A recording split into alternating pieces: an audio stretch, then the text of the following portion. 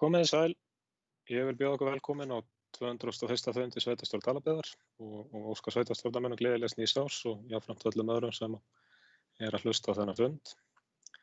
Áður en við göngum til auglýstra dagskrár þá legg ég til að fundargerð stjórnar Dvalar- og hjúkrunarheimilis Silfurtúns verði bætt á dagskrá og verði dagskrárliður 16. Þeir sem eru samþykki því, gefið merki. Það er samþykkt samhliða. Þá er fyrsti dagskrárliður, það er samþykkt meðhöndlun úrgangs í Dalabyggð, ekki Dalabúð, seinni umræða. Og ég ætla að biðja Kristján sveitarstjóra að fara yfir þetta mál. Já, áttið góðu fundarmenn. Þessi samþykkt var lögð fram á síðasta fundi og var þá samþykkt þar. Þessi samþykkt þarf hins vegar sem hefur reglugerðar ígildi, hún þarf að fara í gegnum 2 umræður í sveitarstjórn. Það er þess vegna hér lögð fram til síðari umræðu. Í millitíðinni hefur hún farið til umsagnar hjá Heilbrigðiseftirliti Vesturlands og ég fékk tölvupóst tilbaka frá framkvæmdastjóra Heilbrigðiseftirlitsins þar sem að hann gerir smávægilegar tillögur að orðalagsbreytingu í 5. grein, 7. grein, 11. og 12. grein og lagfærið þar til dæmis tilvísanir og þess háttar sem eru mjög til bóta og síðan er athugasemd við eða ábending réttar sagt við næstsíðustu málsgrein 11. greinar en ég legg til að hún verði látin standa óbreytt að þar er að ræða heimildarákvæði til sveitarstjórnar að leggja aukasorpgjöld á lögbýli, fyrirtæki og stofnanir. Þetta er heimild til þess að útfæra þetta betur í gjaldskrá og þó það sé ekki í gjaldskrá núna þá gæti sveitarstjórn nýtt sér það seinna meir. Þannig að ég ætlaði að leggja til að þessi samþykktin yrði tekin til afgreiðslu með þessum breytingum á orðalagi sem að Heilbrigðiseftirlit Vesturlands leggur til. Takk. Einhverju fleiri sem vilja taka til máls?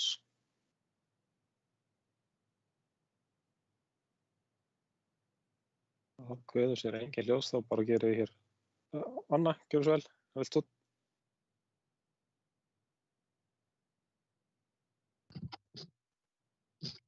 Sveitarstjóri, oddviti, aðrir sveitarstjórnarmenn og íbúar Dalabyggðar. Ég vil bara taka undir athugasemdir frá Heilbrigðisstofnun Vesturlands að það þurfi að skýra betur hvenær þessi aukasorpgjöld eiga við samkvæmt 11. grein samþykkta meðhöndlun úrgangs í Dalabyggð. Það er vísað í 23. grein laga númer 55/2003 en þegar hún er skoðuð er ekkert talað hvað átt er við aukasorpgjaldi né hvað er gjaldskylt og hvað er ekki. Ég þurfti allavega svolítið að grafa til að finna út úr þessu, mér fannst það bara ekki vera alveg nógu skýrt. Ég hefði viljað að þetta yrði bara sett klása þarna inn, hvað er gjaldskylt, hvað er ekki gjaldskylt. En þetta væri það bara allt á einum stað, annað verður það ekki. Þannig ég ætla bara að setja hjá bara til þessa umræðu, þannig að bara svo það komið fram. Takk fyrir þetta, Anna. Og fleiri sem vilja taka til máls? Það kveður sér engin ljós, þá er bara hér tillaga að samþykktu meðhöndlun úrgangs í Dalabyggð með breytingum samkvæmt ábendingu frá Heilbrigðiseftirliti Vesturlands verði samþykkt. Þeir sem eru samþykkir því gefi merki. Hún er samþykkt með 6 atkvæðum og 1 situr hjá. Þá er næsti dagskrárliður, það er gjaldskrá fyrir hirðingu, móttöku og eyðingu sorps 2021. En það liggja hér fyrir drög að breytingu gjaldskrá og reglur klippikort. Þú ekki, Kristján, að svara yfir, rekja þetta mál? Já, takk, Oddviti og góði siðastofnarmenn. Það var í gjaldskránni, eins og hún var afgreidd síðast, að þá var ákveðin, við getum sagt, vantaði betur skilgreiningar í aðra greinina og það er semst verið að bæta úr því hér. Það er að segja að það væri skýrt að það væri heimili í sveitarfélaginu og hús í þéttbýlinu sem að bera herra sorpgjald, þá 46.677. Og síðan að auk frístundahúsana að þá væri það einbýlishús í dreifbýli, það sem ekki er heimili, að þá bera þau þetta lægra gjald en í reglunum eins og það voru þá var eingöngu vísað til frístundahúsana. Þetta er bara til að skilgreina það að það verði óbreytt eins og var að hús í dreifbýli þar sem ekki er heimili og að þar af leiðandi að fá minni þjónustu, þau væru semst á sama stað og frístundahúsin. Síðan er svo tillaga að þriðju greinin verði þannig að í stað þess að vera með einstaka flokka þá verði strax tekin upp þessi klippikort eða þessi þau verði tekin upp frá 1. apríl. Klippikortin verði tvenns konar. Fyrsta lagi þá þurfi alltaf að vera með klippikort þegar mættir á gammastöðina. Þau verði send út til á hverju ári og þá erum við núna að tala fyrir 1. apríl. Þá er það þannig að þeir sem að greiða hærra sorpbyrðugjaldið að þeir fái klippikort fyrir 4 rúmmetrum á úrgangi. Þeir sem að greiða lægra sorpbyrðugjaldið fái klippikort fyrir 2 rúmmetrum á úrgangi. Ef að þessi klippikort síðan eru full nýtt, þá er hægt að kaupa aukakort og þau verði líka þess konar, annars vegar 4 rúmmetra og hins vegar 2 rúmmetra og að verðið á aukakortinu, 4 rúmmetra kortinu verði 12.000 krónur og 6.000 krónur fyrir 2 rúmmetra kortið. Og aukakortin, þau gilda þá bara þangað til að búið að nýta þau að fullu á meðan að kortin sem eru send til þeirra sem greiða sorpgjöld, þau gilda bara fyrir hvert ár í senn. Og í reglunum klippikortin að þá kemur þetta sama fram eins og ég er búin að rekja hér og að það er semst aðeins klippt af kortinu ef maður er að ræða gjaldskyldan úrgang og eins ef að blandað saman gjaldskyldum og ógjaldskyldum úrgangi þá þarf að rukka fyrir allt en eins og ef fólk kemur með vel flokkað á gámastöðina að þá ógjaldsskyldur úrgangur ekki gatað á korti fyrir það. Já, sem sagt, þetta já, eins og ég segi, þá er gert ráð fyrir því í þessu að við erum nefnilega ekki að rukka, það verður ekkert rukkað fyrir þenn auka úrgang inn á gámasvæðið fyrir frá 1. apríl og þá sem sagt í gegnum þessi klippikort.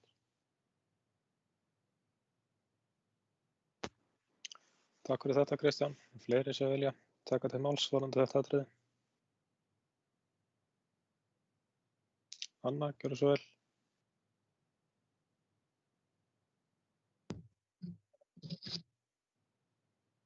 Sveitarstjóri, oddviti, aðrir sveitarstjórnarmenn og íbúar Dalabyggðar. Sennilega má deila endalaust sorp. Best væri sennilega að það væri ekki til. En þetta samt það sem fylgir okkur öllum.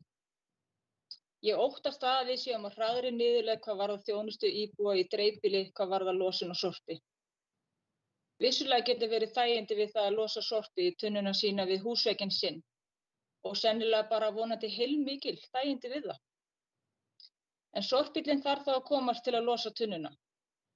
Fyrsta losun í dreifbýli norðan Búðardals fór fram í gær. Það er hálka úti núna og þar af leiðandi talsvert svell. Klukkan 9:30 í gærkvöldi barst mér hringing frá Íslenska gámafélaginu og beðin að koma með mitt heimilissorp upp á veg. Þar sem starfsmenn sorpbílsins þorðu ekki niður afleggjarann. Ég spyr því, hver er það sem borgar brúsann ef ekki er hægt að losa tunnuna? Ef það væri ófært vegna snjós hefði ég mokað afleggjarann og frá tunnunum, en mér dettur ekki í hug að hálkuverja líka. Hver er það sem hjálpar gamla fólkinu okkar í dreifbýlinu við að moka þeirra afleggjara eða moka frá þeirra tunnum gerist þess þörf? Eru það þeir sem sinna heimaþjónustu við þessa aðila? Mér finnst ennþá of mörgum spurningum vera ósvarað varðandi þessi mál. Til dæmis hvort leyfilegt er að setja net með rúlluplastinu, hvort svart plast megi fara með hvítu og svo framvegis. En þetta hlýtur allt að fara upp á við úr þessu, eða það vona ég allavega. Klippigor getur verið gott og gilt. Það er bráðsniðugt til að hindra það að aðrir en íbúar sveitarfélagsins losi sitt sorp hjá sveitarfélaginu og láti þar með okkur íbúana að borga brúsann. En 4 rúmmetrar, er það nóg?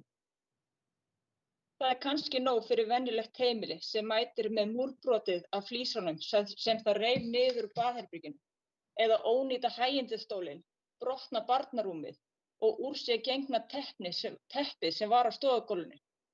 En samt ekki mikið meira en það.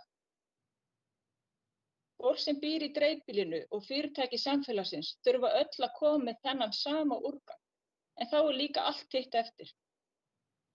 Er það stefna sveitarfélagsins að íbúar dreifbýlisins og fyrirtæki samfélagsins safni upp sínum úrgangi til að komast hjá því að kaupa sér annað klippikort, sem í mörgum tilfellum myndu örugglega ekki heldur duga?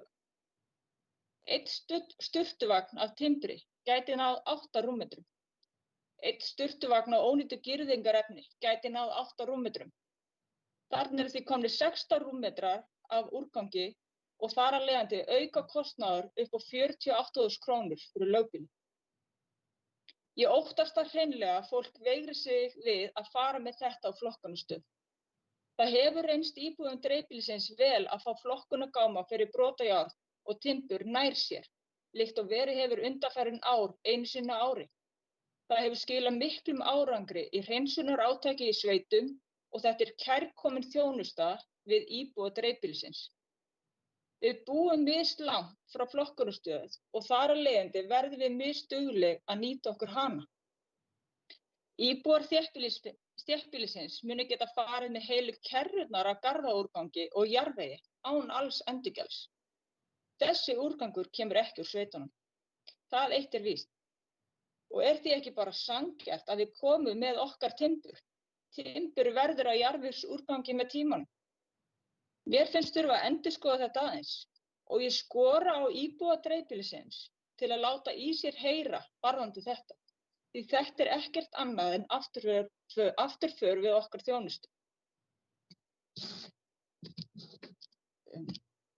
Dreifbýlið er stoð og stytta samfélagsins, þó öll séum við mikilvæg. Tekjur margra bænda hafa ekki verið lægri í mörg ár og þegar endalausar hækkanir herja á þeim, þá getur það bara farið á einn veg og þann veg vil ég allavega ekki sjá. Þið verðið að afsaka hvað ég tala mikið fyrir dreifbýli, en þar bý ég. Það er alltaf þannig að þéttbýli togar allt til sín, sem kannski er eðlilegt. En við sem búum í dreifbýlinu kjósum að búa þar af því okkur líkar vel þar. Og það sama á við íbúa þéttbýlisins. Dreifbýli nýtur góðs af þéttbýlinu til að sækja sér ýmsa þjónustu, en á sama tíma nýtur þéttbýli einnig góðs af dreifbýlinu Því öll hjálpumst við að búa til gott samfélag og þannig á það að vera. Takk fyrir mig. Takk fyrir þetta, Anna. Fleiri sem vilja taka til máls? Sigríður, gjörðu svo vel. Oddviti, ágætis sveitarstjórnarmenn. Ég get reynt að tekið undir margt sem að Anna segir og ég tala nú oft fyrir dreifbýlinu líka og mér finnst einmitt þurfa að koma svolítið í ljós með þessa gáma sem hafa verið hérna. Mér finnst þeir mjög mikilvægir, bæði jafnagámar og timburgámar og kannski svolítið til að jafna okkar búsetuskilyrði sem að búum fjær sem sagt gámastöð og þurfum að keyra langt á gámastöð.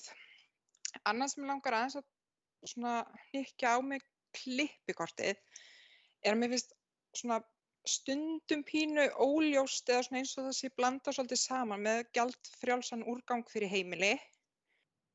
Þar sem náttúrulega inn í því eins og rúlluplast og annað sem þá kannski frekar frá sem sagt lögbýlum. Og svo kemur gjaldskyldur úrgangur, almennt sorp frá fyrirtækjum og ýmislegt. Ég bara spáði, þú veist, mér finnst það svona aðeins óljóst hvað, ég meina, mega þá lögbýlin ekki skila gjaldfrjálst plasti og öðru sem flokkað. Þú veist, mér finnst þetta aðeins óljóst kannski, mér finnst aðeins blandast á milli flokka þarna. Það er svona eiginlega aðal athugasemd mín og reyndar verð ég að taka undir það. Mér finnst 4 rúmmetrar ekki svo mikið. Takk fyrir. Takk fyrir þetta, Sigríður. Fleiri sem vilja taka til máls? Skúli, gjörðu svo vel.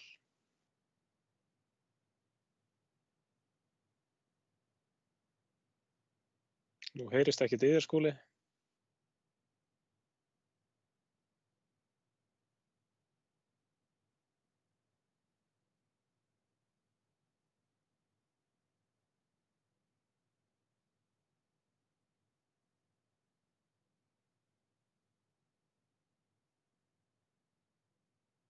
Það heyrist ekkert í þér.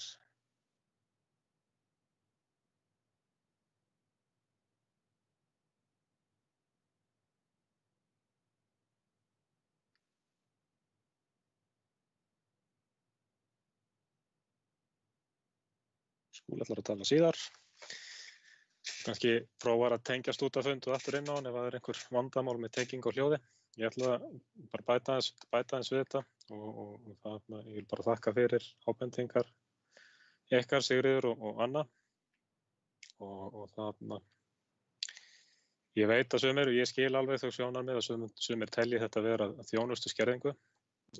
Ég hef áður sagt þetta á sveitarstjórnarfundum að allt sem að tengist þessum málaflokki það er að breytast og kostnaðurinn verður meiri og það er núna komin í samráðsgátt í gær frumvarp frá umhverfisráðherra varðandi breytingar á meðhöndlun og úrgangs og fleiru. Og eitt af því sem er bara fyrirliggjandi, ekkert bara hér í þessu samfélagi, heldur bara á Íslandi og allan heim, það er að reyna að innleiða betur það sem kallast hringrásarhagkerfi í staðinn fyrir hið línulega hagkerfi.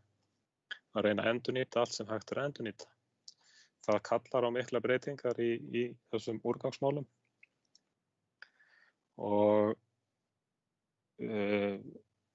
það má vel vera að 4 rúmmetrar séu of lítið magn. Ég vil bara benda á það að séu eins og íbúar í dreifbýli með eitthvað umfangsmikið magn af úrgangi sem þarf að koma í burtu, þá eru eigendur úrgangs ekkert skyldugur til þess að nota þá leið sem að Dalabyggð er að nota. Þeir geta haft samband beint við Íslenska gámafélagið eða einhvern annan aðila að þeir þurfi að losna við þetta efni. En það er líka vitað að það eiga eftir að koma upp hnökrar við framkvæmdina á þessu núna á komandi mánuðum og ég vil bara hvetja alla til þess að beina öllum slíkum ábendingum beint inn á skrifstofu þannig að það sé hægt að bregðast við þeim. Og ég vona að þetta verði til þess að hlutirnir verði betri en það verður tíminn að leiða í ljós. Eru fleiri sem vilja taka til máls? Ertu komið með hljóð, Skúli? Nei, það heyrist ekki til Skúla. Ja.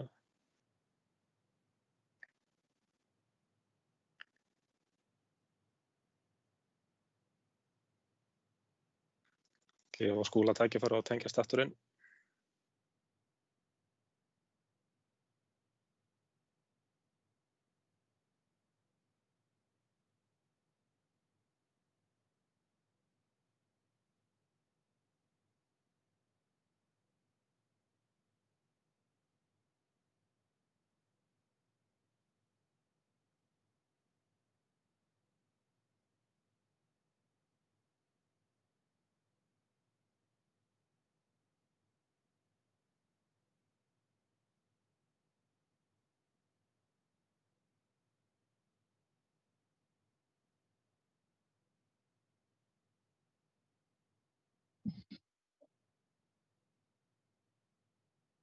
Anna, gjörðu svo vel.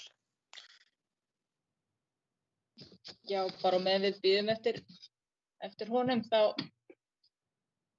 langar mig bara að segja að ég ætla að leyfa mér að vera á móti þessu í atkvæðagreiðslu á eftir og sú leið sem ég hefði viljað fara sú að ég hefði viljað hafa bara að við tækjum upp klippikort sem sagt og myndi bara pröfa þetta út árið og bara svona sjá hver í rauninni notkunin væri í raunveruleikanum, bara gefa okkur það, bara leyfa þessu ára að klárast og þá svona sjáum við svona cirka hvað við erum að losa. Það svolítið erfitt að gera sig grein fyrir þessu.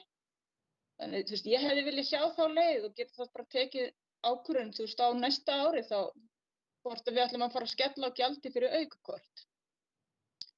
Það er ekki meira. Takk fyrir þetta, Anna. Heyrist núna í þér, Skúli? Nei, prófa að taka bara, ef þú ert í fartálfu, prófa að taka headsetið bara úr sambandi. Núna heyrist í þér.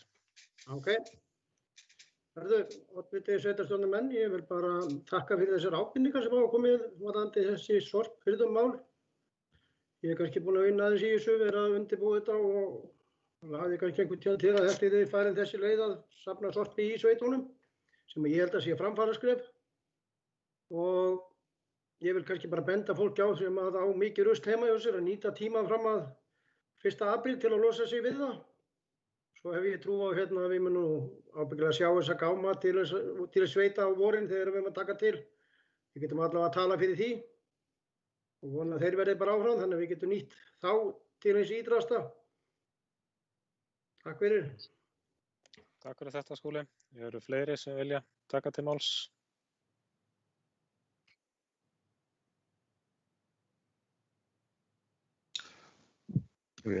Kristján, gjörðu svo vel. Já, ég vil bara þakka oddviti og góðu fundarmenn, þakka fyrir þessar ábendingar og ég held að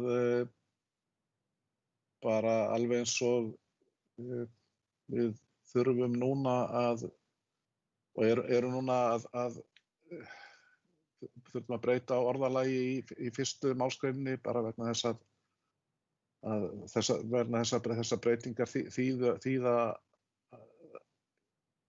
breyttar aðstæður og gjaldskráin eins og hún var náði ekki utan um þetta, þá munum við þurfa að örugglega endurskoða ýmsa hluti eftir sem að reynsla kemur á þetta og það getur vel verið að það þurfi að endurskoða gjaldskrána líka.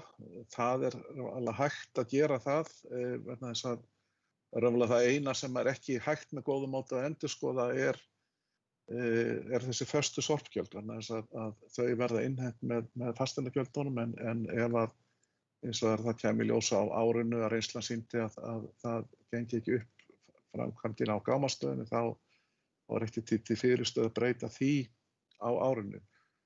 Varðandi gámana í sveitunum, timburgáma og gáma fyrir málma, þá var gert ráð fyrir því þegar að verkefnið söfnun úrgangs var boðið út að þeir aðilar sem buðu í verkefnið að þeir þurftu að gefa verð í þá þjónustu líka og vera tilbúnir að veita hana, þannig að möguleikin er til staðar. Það er síðan bara í ákvörðunarvaldi sveitarstjórnar sem þarf þá að skoðast og ákvörðun að takast það fyrir vorið hvort að þetta verður gert eða ekki, en það gert ráð fyrir þessu í skipulaginu. Takk fyrir þetta, Kristján. Eru fleiri sem vilja taka til máls?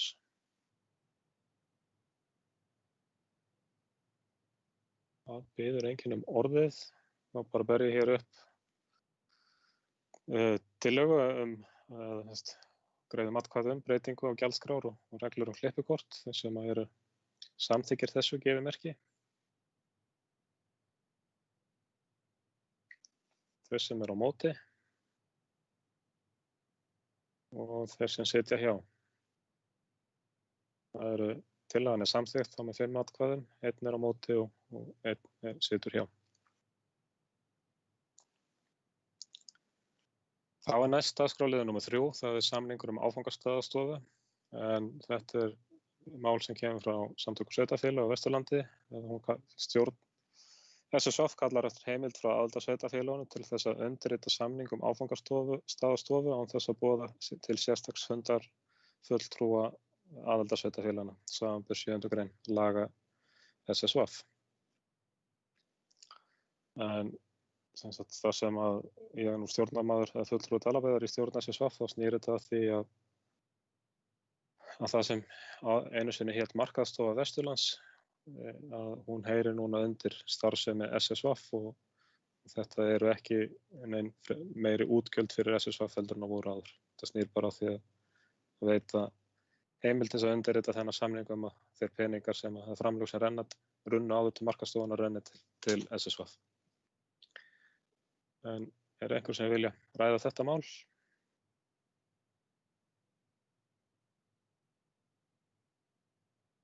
Það biður enginn orðið. Þá gerir ég bara tillögu minni að við samþykkjum þetta að þessi samningur verði undirritaður án þess að boðað verði til sérstaks fundar. Þeir sem eru samþykkir því gefi merki. Það samþykkt samhljóða. Þá hér næst dagskrárliður 4, það grænbók byggðamál. Grænbók byggðamál hefur verið birt í samráðsgátt stjórnvalda og það veittur frestur til að skila inn umsókn til 25. janúar. Og mig langar að lesa hérna upp tillögu að umsókn sem að Kristján vann, held ég að mestu svona eftir ábendingar frá mér og eflaust kannski einhverjum fleirum, en tillagað umsókn grænbókin á þessa leið. Sveitarstjórn Dalabyggðar lýsir yfir ánægju með að leggja eigi fram framtíðarstefnu varðandi byggðamál. Sveitarstjórnin vill þó benda á að í samantekt sem þessari grænbók þá gefur sú nálgun að skoða landshluta ekki rétta mynd. Þegar landshlutarnir eru hafðir sem viðmið verður að gæta þess að staða innan þeirra mjög mismunandi og til dæmis verður oft minni sveitarfélög innan þeirra út undan í áherslum. Þetta á við Vesturland þar sem uppbygging hefur fyrst og fremst átt sér stað á því svæði í landshlutanum sem næstur höfuðborgarsvæðinu. Sem dæmi þá talað fjölgun íbúa á Vesturlandi en það ekki raunin í Dalabyggð. Því má ekki gleyma að aðstæður í einstökum sveitarfélögum þó að tölur fyrir heildina sýni ágætan árangur þegar kemur að verkefnum og aðgerðum til úrbóta. Það eru metnaðarfull markmið sem koma fram í grænbókinni. Sveitarstjórn Dalabyggðar til grundvallar atriði að fjármagn fylgi þeim aðgerðum og verkefnum sem áráðast í. Til að koma í veg fyrir meðal annars ójafnræði þegar kemur að grunnþjónustu og styrkja innviði þarf einnig að standa vörð að viðhalda þeirri grunnþjónustu og þeim innviðum sem eru þegar til staðar, svo sem heilsugæslu, skólum og þjónustu við eldri borgara. Þegar talað atvinnutækifæri, nýsköpun og nýta í 4. innbyltinguna þarf að fylgja því eftir að slíkt nái til allra sveitarfélaga og að þau hafi tækifæri til þess að taka þátt. Síðustu mánuðir hafa sýnt að tæknin getur boðið upp á margar lausnir, tækifæri og ýmsum sviðum, svo sem þeir kemur að atvinnu og menntun. Einhverjir sem vilja ræða þetta mál?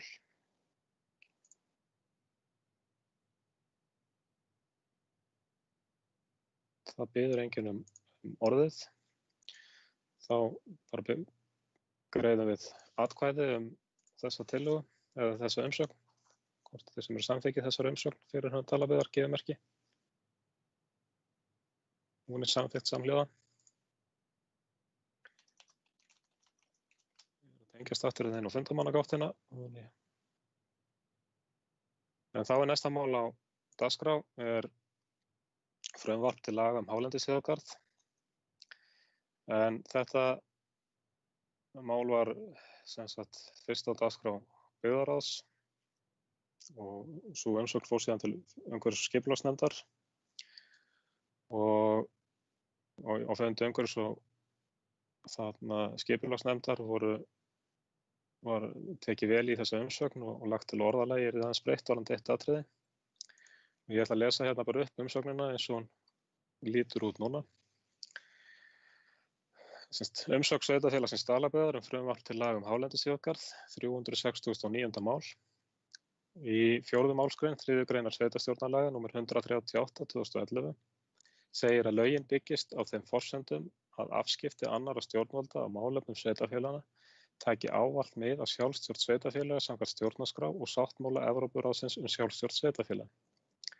Samkvæmt yfirliti yfir lögmælt verkefni sveitarfélaganna sem vísað til í sveitarstjórnarlögum og gefið var út 21. september 2018 með síðari upphærslu frá 17. júlí 2020 þá á höndum sveitarfélaga annars gerð svæðis aðal- og deiliskipulagsáætlunar samkvæmt skipulagslögum nr. 123/2010. Dalabyggð vill taka það fram að skýrt þarf að vera að skipulag, stjórnsýsla, umsjón, rekstur og ákvörðunartaka varða eignir sveitarfélaganna á hálendinu muni ekki færast úr höndum sveitarstjórna og íbúa sveitarfélaganna til fulltrúa annarra sveitarfélaga, félagasamtaka og eða embættismanna. Það virða þar lögbundið skipulagsvald sveitarfélaganna ásamt hlutverki og skyldum sem fram koma í sveitarstjórnarlögum. Heimsfaraldur af völdum COVID-19 hefur einnig sett strik í reikninginn hvað varðar fullnægjandi samráð meðal annars við sveitarfélög sem eiga að landa fyrirhugum hálendisþjóðgarði og hvetur Dalabyggð stjórnvöld til skilvirkara samráðs en hefur verið í tengslum við verkefnið. Sveitarfélagið Dalabyggð telur ekki tímabært að leggja fram frumvarp til laga þjóðgarð á miðhálendi Íslands eins og málið stendur nú og tekur undir umsagnir og bókanir sveitarfélaga sem eru á sama veg. Einhverju sem vilja ræða þetta mál?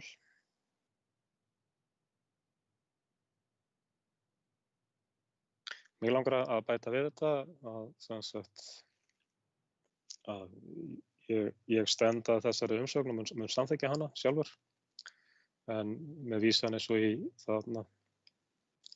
í síðasta fund þar sem við tókum til umfjöllunar umsögn Breiðafjarðarnefndar og að ég ekki á móti því að stofnaður verði hálendisþjóðgarður, bara eins og málsmeðferðin hefur og kynningin á þessu máli hefur farið fram og þá held ég að málið sé í einhverjum biðleik eða stefnur og straumar séu bara ekki málinu í meðvund núna. Ég sjálfur sé til dæmis tækifæri í því að einhvern veginn verði stofnað þjóðgarður á Breiðafirði fyrir þetta svæði hérna og það eru ákveðin tækifæri þegar maður kynnir sér eins og til dæmis Vatnajökulsþjóðgarð eða þjóðgarðin út á Snæfellsnesi að þessi þjóðgarðar þeir skila ákveðnum tekjum inn í nærsamfélagið. Þannig að ég alls ekki á móti því að hálendisþjóðgarður sé stofnaður en eins og málið hefur unnið og ég hef kynnt mér þá held ég að þurfa að vinna þetta mál betur áður en að það verður fer lengra inn til Alþingis. En vilja fleiri taka til máls?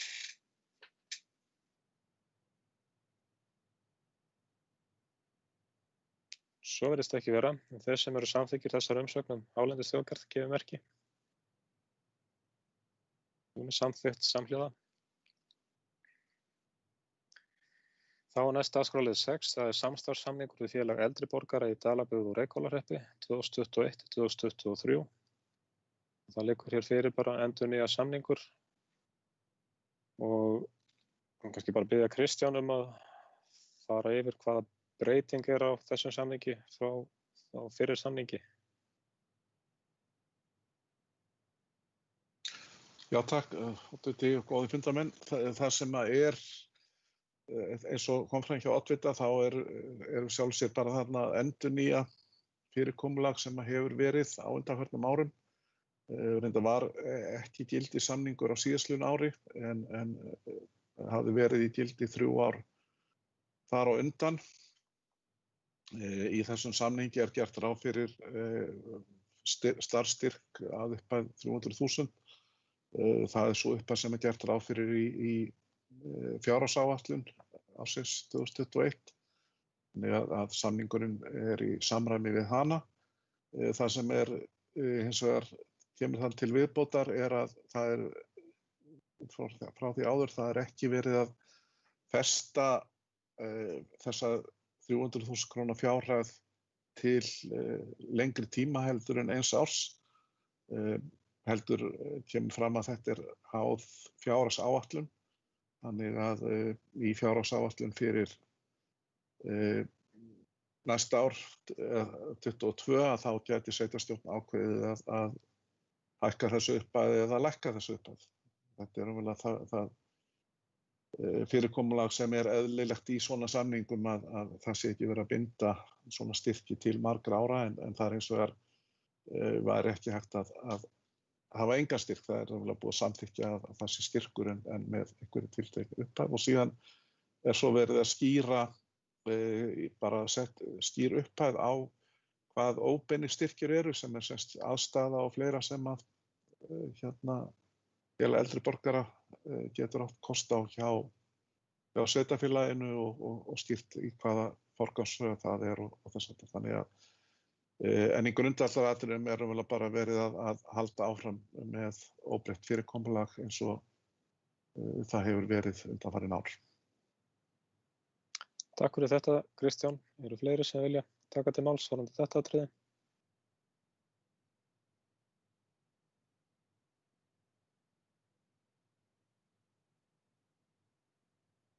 Svo virðist ekki vera. Þá var greiðum við atkvæði þennan samning þess sem samþykkir honum gefið merki.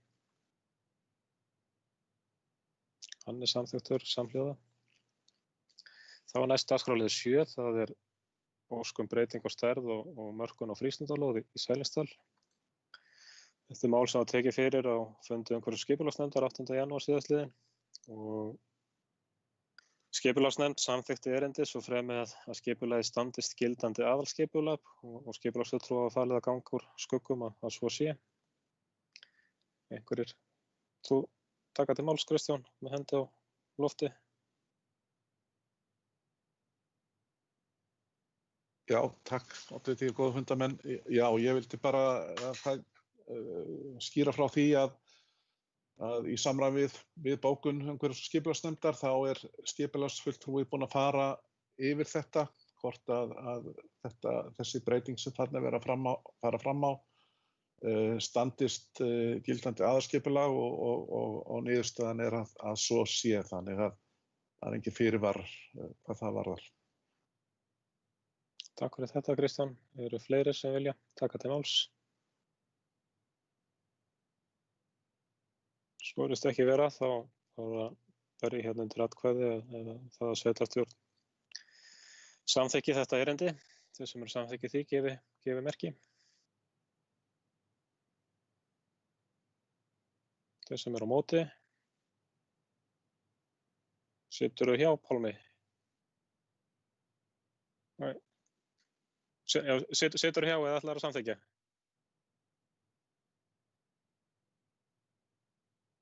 Ég ætla að samþykkja, ég bara aðeins basla við eitthvað tölvunni hjá mér.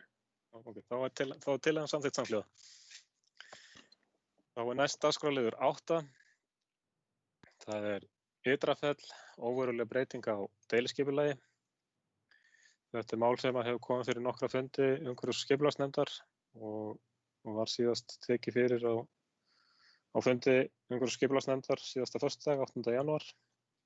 Og skipulagsnefnd samþykkir óverulega breytingu á deiliskipulagi Ytrafells.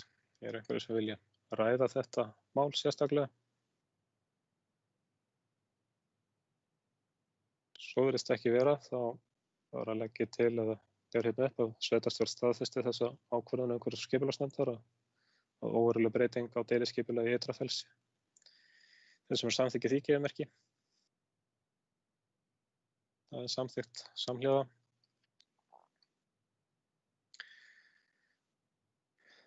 Þá næst dagskrárliður 9, það stað og framtíð úrgangsmál á Vesturlandi.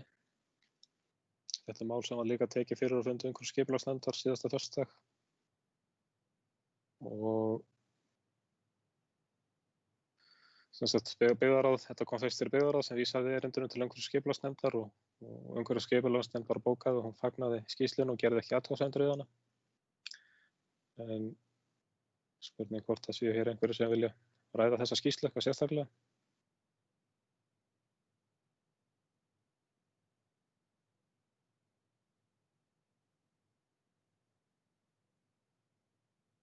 Nú man ég ekki, Kristján, átti á sveitarstjórnar staðfesta skýrsluna eða? Nei, það Þetta er- bara hvort að sveitarstjórn tekur undir afgreiðslu umhverfis- og skipulagsnefndar. Já. Það er staðfestir hana. Já, þá var bara spurning hvort að sveitarstjórn sé þarna fagni skýrslunni og hún ger ekki athugasemdir við hana. Ég hálfpartinn vanhæfur, ég kom að vinna við skýrsluna. Einhver sem vill ræða það. Og þeir sem eru samþykkir því gefið merki. Það er samþykkt samhljóða. Náttúrulega Þuríður ætlar að víkja sæti undir næsta dagskrárlið sem er dagskrárliður 10. Það er stofnun lóða fyrir Lyngbrekku og Svínaskóg. Þetta er mál sem tekið fyrir á fundi umhverfis- og skipulagsnefndar 8. janúar. Þar sem landeigendur óska eftir því að stofnaðar verði lóðir á Lyngbrekku og Svínaskógi. Og er gjörningurinn til þess gerður að stofna á félag utan búið en halda íbúðarhúsunum frá því. Umhverfis- og skipulagsnefnd gerir ekki athugasemdir við stofnun lóða á Lyngbrekku og Svínaskógi. Einhverjum sem vilja ræða þetta? Svo er ekki, þá er þarna þeir sem eru samþykkir því að þessar lóðir séu stofnaðar gefið merki. Það er samþykkt samhljóða. Þá má Þuríður koma aftur inn á fund. Þá er næst dagskrárliður 11, það er fellsendarétt í Miðdölum. Þetta er erindi sem kemur frá Sigursteini Hjartarsyni varðandi viðhaldsmál fjárrétta. Einhverju sem vilja ræða það mál? Ég ætla kannski aðeins að taka til máls líka. Anna, gjörðu svo vel.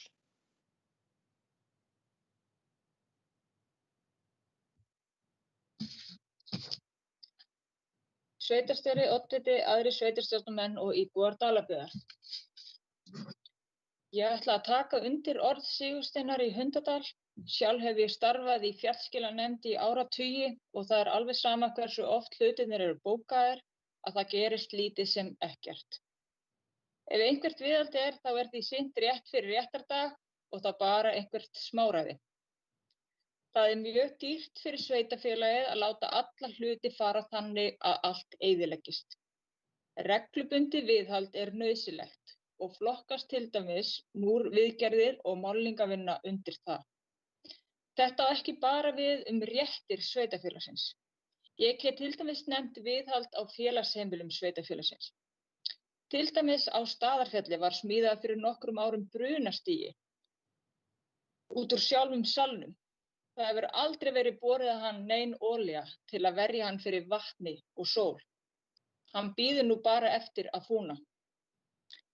Það vantar einhvert framkvæmdaplan hjá sveitarfélaginu og það til nokkurra ára í senn.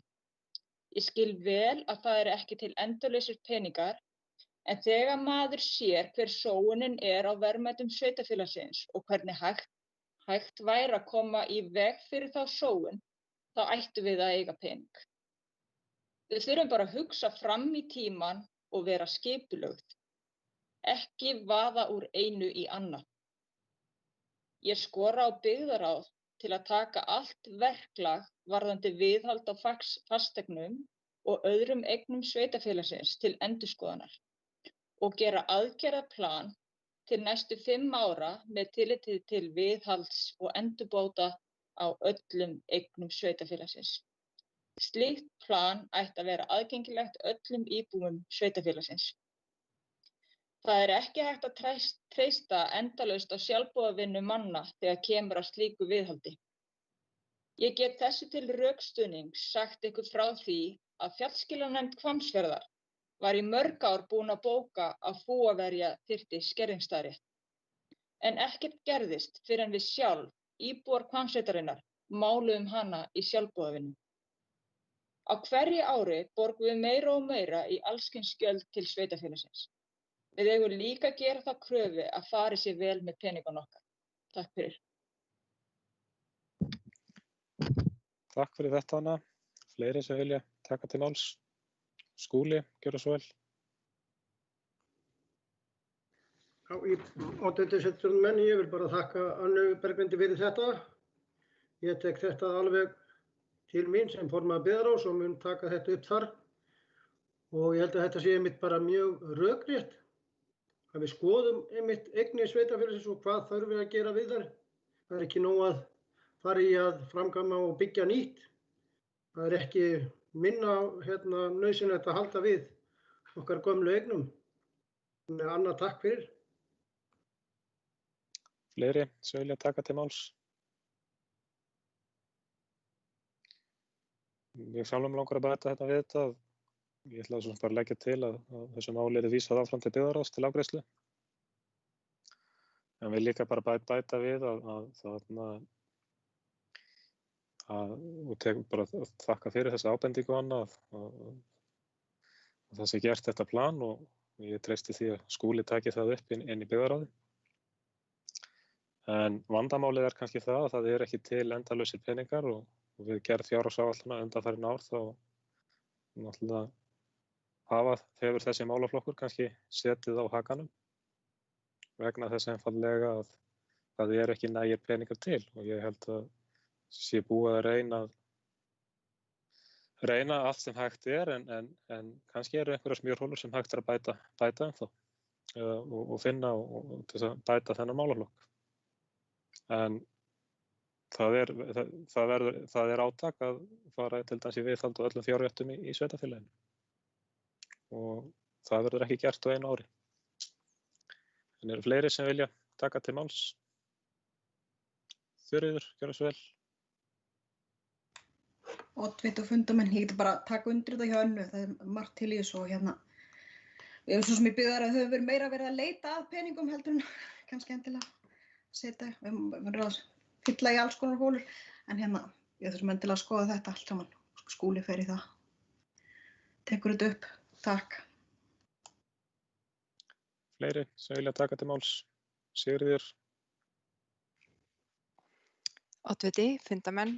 Mér langar líka bara að taka undir þetta sérstaklega einmitt bara með fjárréttirnar.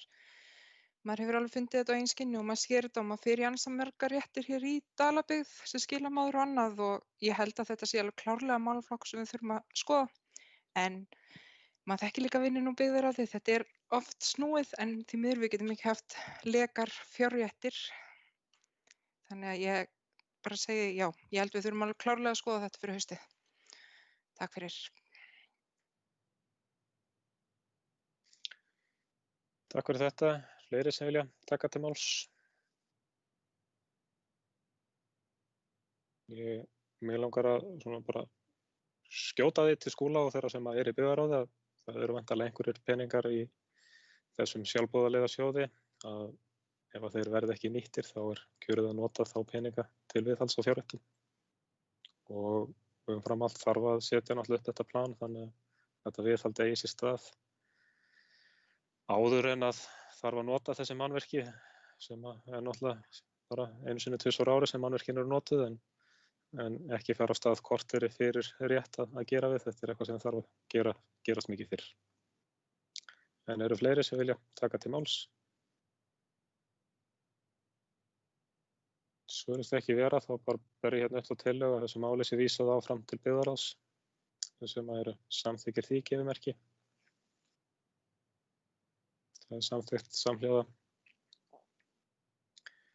Þá er næst dagskrárliður 12, það er styrkur vegna tónlistarnáms utan sveitarfélagsins og það liggur hér fyrir tillaga að sveitarstjóra verði falið að afgreiða málið í samræmi við reglur Dalabyggðar varðandi nemendur sem óska eftir að stunda tónlistarnám í öðrum sveitarfélögum frá 13. febrúar 2020 og leggja niðurstöðuna fram á næsta fundi byggðarráðs.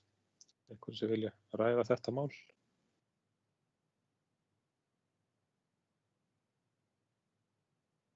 Svo virðist ekki vera þessi maður samþykkir þessar afgreiðslu gefimerki. Ég samþykkt samhljóða. Þá er næst dagskrárliður 13, það er umsókn vegna rekstrarleyfis G3 Laugar í Sælingsdal en embætti sýslumanns Vesturlandi óskar eftir umsókn Heilsusköpunar EHF rekstrarleyfi gististaðar í flokki 3 stærra gistiheimili sem rekið verður á Laugum í Sælingsdal að Laugum og ég geri hér að tillögu að sveitarstjórn geri ekki athugasemdir við veitingu á þessu rekstrarleyfi en einhverju sem vilja ræða þetta mál.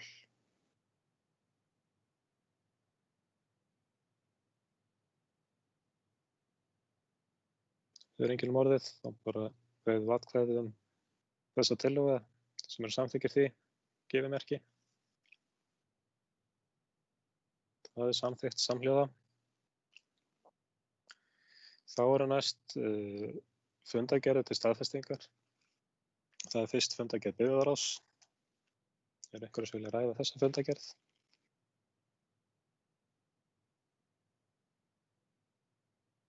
Það kveður sér engin hljós þess sem eru samþykkir fundargerðinni gefið merki. Hún samþykkt samhljóða. Þá næst dagskrárliður 15, það fundargerð umhverfis- og skipulagsnefndar frá 8. janúar. Einhverju sem vilja ræða þá fundargerð?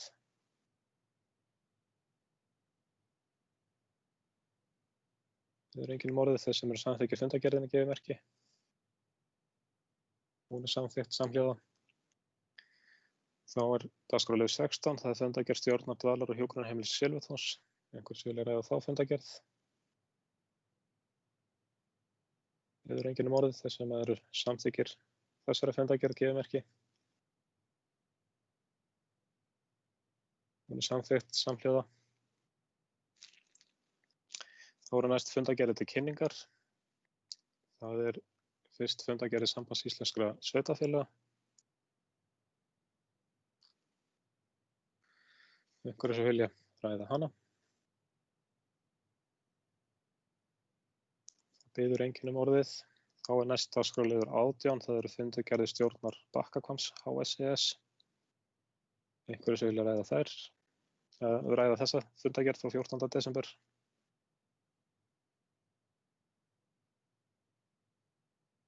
Biður enginn orðið. Þá næst dagskrárliður 19, það fundargerð stjórnar Dalaveitna. Það fundargerð frá 30. desember. Einhverju sem vilja ræða hana?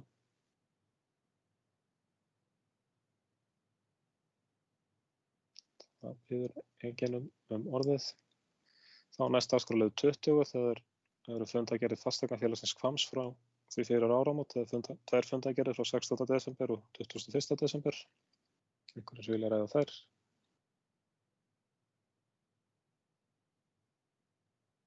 Biður enginn orðið. Þá næst dagskrárliður 21, það eru fundargerðir Fasteignafélagsins Hvamms á árinu 2021. Það eru fundargerðir funda frá 4. janúar og 5. janúar síðastliðinn. Einhverju sem vilja ræða þær?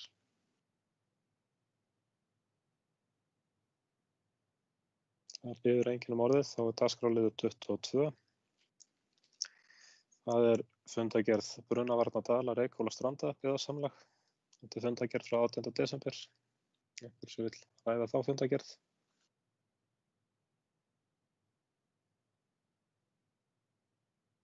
Biður enginn orðið. Þá næst dagskrárliður 23, það eru fundargerðir Almannavarnanefndar Vesturlands og liggja hér fyrir fundargögnunum minnispunktar frá fundi Almannavarnanefndar 22. desember síðastliðinn. Einhverju sem vilja ræða þá? Kristján, gjörðu svo vel. Já, OTT og sveitarstjórnarmenn, ég bara sé rétt að upplýsa eins og kemur fram í fundargerðinni að ég var kosinn þarna varaformaður nefndarinnar og það kosning til, eins og ég skildi það til árs í senn. Formaður lögreglustjóri, var kosinn lögreglustjóri og það núna þá settur lögreglustjóri sem gegnir því í embætti og svo væntanlega kemur svo nýr lögreglustjóri einhvern tímann á næstunni. Takk fyrir þetta, Kristján. Einhverjir fleiri sem vilja taka til máls varðandi þennan lið? Svo virðist ekki vera. Þá næst mál til kynninga. Það fyrsti dagskrárliður þar þetta mál 24, það jafnlaunavottun. En vottunarfyrirtækið ICERT EHF hefur gefið út vottunina jafnlaunakerfi Dalabyggðar, uppfyllir kröfur sem tilgreindar eru í staðlinum IST 85/2012. Dalabyggð hefur því fengið jafnlaunavottun sem gildir til 11. janúar 2024. Ég held að þetta sé afskaplega ánægjulegt að þetta mál sé komið í gegn. En einhverju sem vilja ræða þetta mál?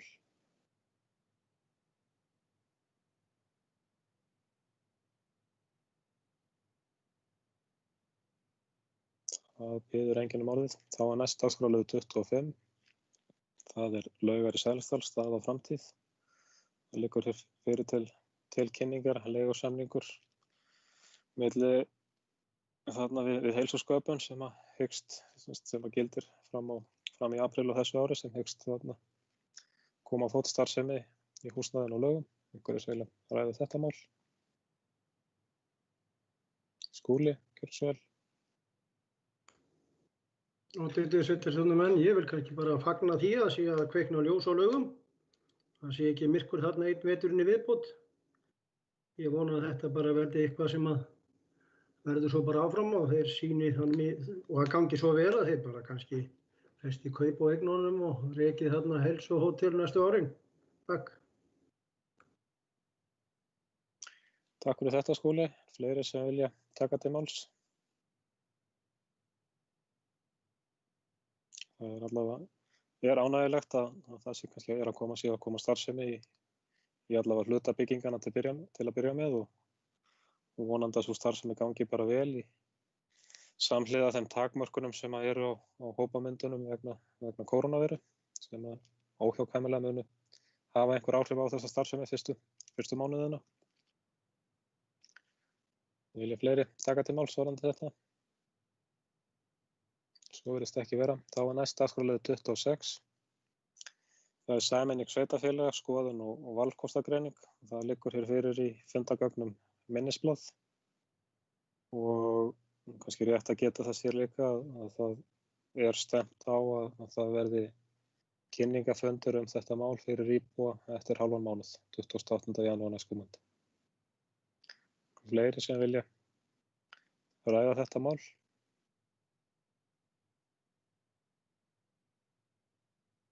Það kveður sér engin hljóðs. Fyrir þá sem eru að hlusta á upptökuna þá stefnt að því að þessi kynningafundur verði einhvers konar, hann verður líklega mestu fjarfundur en mögulega einhvers konar sambland af staðfundi og fjarfundi. Farið þá fram í gegnum þessa YouTube-rás sem böndunum streymt í gegnum hérna núna.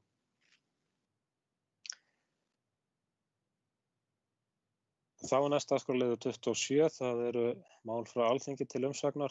Það eru hérna 4 mál, það frumvarp til laga Gæða- og eftirlitsstofnun velferðarmála, frumvarp til laga barna- og fjölskyldustofu, frumvarp til laga samþættingu þjónustu í þágu farsældar barna og tillaga til þingsályktunar græna atvinnubyltingu.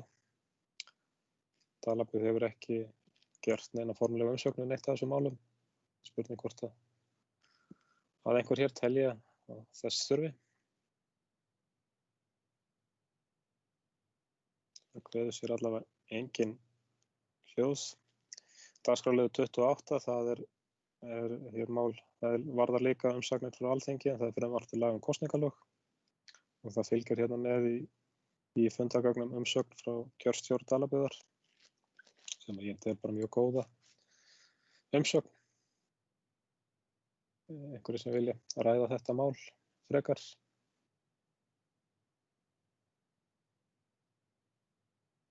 Kveður sér engin hljóðs. Þá hér næst dagskrárliður 29. Það eru tillögur velferðarvaktarinnar til ríkis og sveitarfélaga í mótvægisaðgerðum vegna COVID-19. Það hér bréf eða efni til kynningar varðandi það mál. Einhver sem vill ræða það?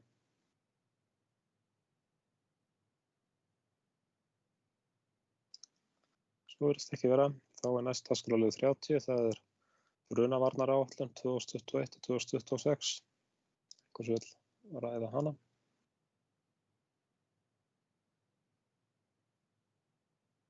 Kristján, gjörðu svo vel.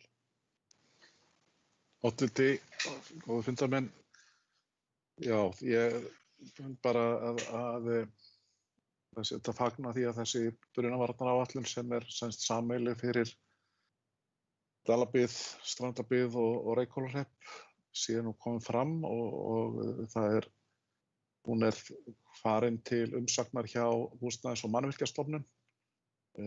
Eflaust munu koma ábendingar þaðan sem þarf að taka til skoðunar, en við þurfum, sveitarfélagið Dalabyggð þarf að skoða þetta líka og ég held að sé og reikna með að sú skoðun fari þá fram í byggðaráði sem að verði kannski ef að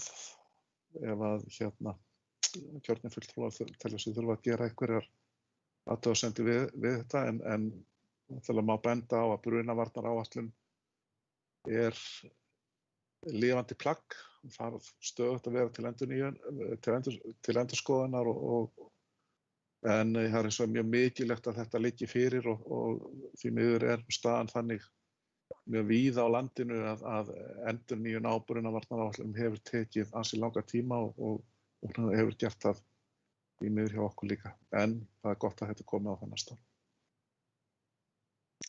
Takk fyrir þetta Kristján. Fleiri sem vilja taka til máls? Svo virðist ekki vera. Þá er næst dagskrárliður 31. Það er undirbúningur íþróttamannvirkja í Dalabyggð. Hann liggur hér fyrir frá minnisblaði um stöðu mála. Einhvers vill ræða það?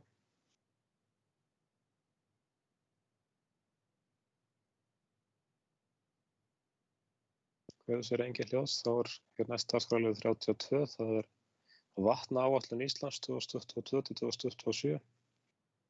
Þetta mál var tekið fyrir á fundi umhverfis- og skipulagsnefndar síðasta föstudag. Þar kom Kristján Ingi Arnarsson og kynnti þetta mál. Einhvers vill ræða það? Einhver svona bæta við. Þetta var mjög áhugaverð kynning og svona það sem ég var sjálfur hugsi eftir þessa kynningu er að hvort það ekki sé rétt sem að þarna á að fara að vakta hvernig staðan er á vatni og hvort það sé mengun á vatni. Þannig er það mestu til lands. En ég held að væri full þörf á því að vegna þeirrar svona nýju atvinnuuppbyggingar sem er að verða víða sem er fiskeldi sjó sem menn deila aðeins ágæti þess hvort að þar fellur náttúrulega til mikill úrgangur hvort að vakta slíkan fjörð og hvort að fiskeldi hefur neikvæð áhrif á lífríkið í firðinum til lengri tíma litið. Þetta er svona hlutur sem að ég hefði allavega haldið ætti að skoða. Ég ætla ekki að gera neitt sérstaklega tillögu að verði sendin umsögn um þetta. En eru fleiri sem vilja taka til máls?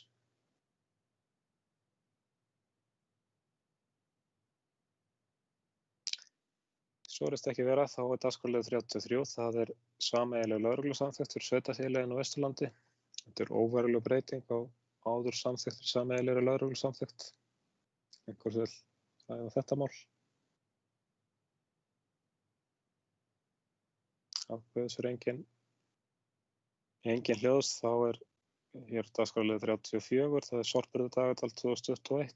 Það er í raun og veru dagatal fyrir þetta ár sem er hluti kynningar. Einhvers vill ræða það? Anna, gjörðu svo vel. Sveitarstjóri, oddviti, aðrir sveitarstjórnarmenn og íbúar Dalabyggðar. Ég vil bara leggja það til að þetta dagatal verði bara prentað út í lit og sent bréfleiðis heim til allra íbúa Dalabyggðar eða allavega þeirra sem þess óska.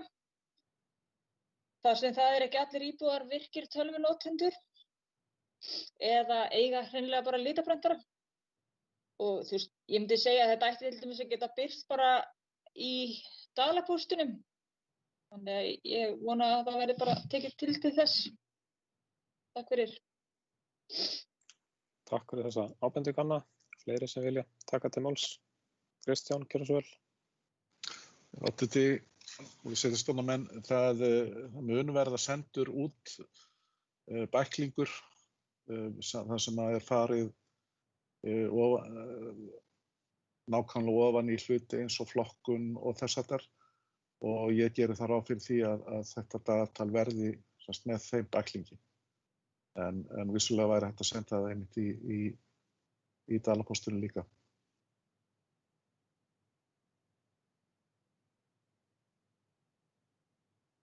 Já, það kemur hér ábending frá umsjónarmanni framkvæmda inn í spjallið að þetta verður í bæklingnum og það verður hægt að rífa þetta út úr bæklingnum og hengja upp. Ef ég skil ábendinguna alls rétt. En eru fleiri sem vilja taka til máls? Svo virðist ekki vera. Þá er næst dagskrárliður 35, það er viðbrögð Dalabyggðar vegna heimsfaraldurs COVID-19. Það er hér minnisblað, einhver sem vill ræða það.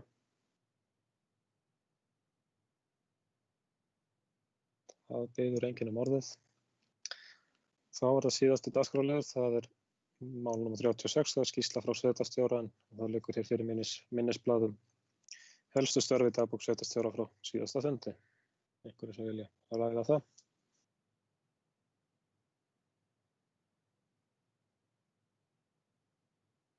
Kristján, gjörðu svo vel.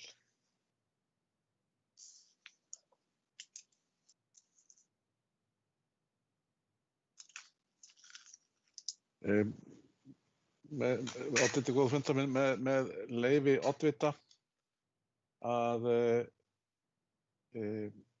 þá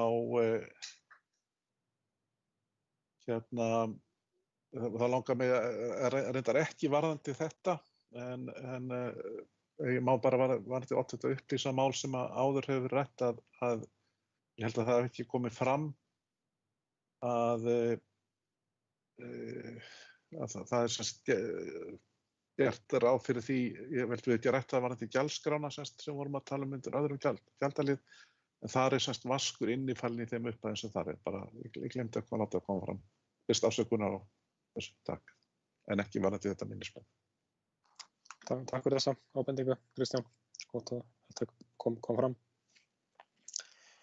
En það virðast ekki fleiri, það vildi enginn taka til máls varðandi minnisblaðið, þannig að þá er auglýst eða dagskrárliðir tæmdir og áður en að við stöðum upptöku og yfirförum fundargerð, þá vil ég bara þakka fyrir fundinn og segja að næsti reglulegi fundur sveitarstjórnar er fyrirhugaður 11. febrúar næstkomandi eða á 1-2 deginum. Þá bara bið ég fundarritara að stöðva upptöku.